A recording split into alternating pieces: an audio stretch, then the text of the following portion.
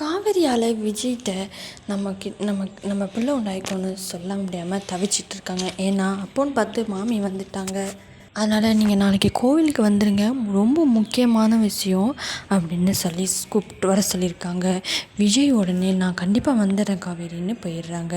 மறுநாள் காவேரி கிளம்பி அங்கே கோயிலுக்கு போகிறதுக்காண்டி கிளம்பியிருக்காங்க. வீட்டில் பார்த்தீங்கன்னா அதை செய் இதை செய் அப்படின்னு சொல்கிறாங்க. காவேரி சாப்பிட்டு வாந்தி எடுக்கவும், என்னாச்சு ஃபஸ்ட்டு நீ ஹாஸ்பிட்டல் கிளம்பு, டெய்லிக்கும் நீ வாந்தி எடுத்துகிட்டே இருக்க அப்படின்னு அவங்க அம்மா சொல்லவும், ஐயோ இப்போ என்ன செய்கிறது, நம்ம வேறு அங்கே கோயிலுக்கு வர சொல்லிட்டோமே விஜயை, இப்போ நம்ம இந்த விஷயத்தை சொல்ல முடியாமல் தவிச்சிட்ருக்கேனே, எவ்வளோ ஒரு நல்ல விஷயம், இதை சொல்கிறதுக்கு இவ்வளோ பிரச்சனையாக இருக்கேன்னு ரொம்ப யோசிச்சுட்ருக்காங்க. காவேரி எப்படியோ அடித்து பிடிச்சி அங்கே வந்துடுறாங்க. ஆனால் விஜய் பார்த்திங்கன்னா பாட்டிமா கால் பண்ணவும் அங்கே போயிட்டு வெண்ணிலாவை சமாளிச்சுட்டு இரு நான் வெளியில் போயிட்டு வரேன்னு வெளியில் வந்துடுறாங்க. அதோட கோவிலுக்கு கிளம்பி வராங்க.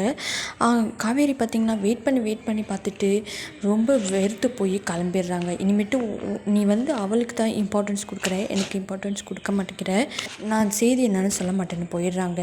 காவேரியோட ஃப்ரெண்டுகிட்ட கேட்டு விஜய் தெரிஞ்சுக்கிறாங்க காவேரி கர்ப்பமாக இருக்காங்கன்னு.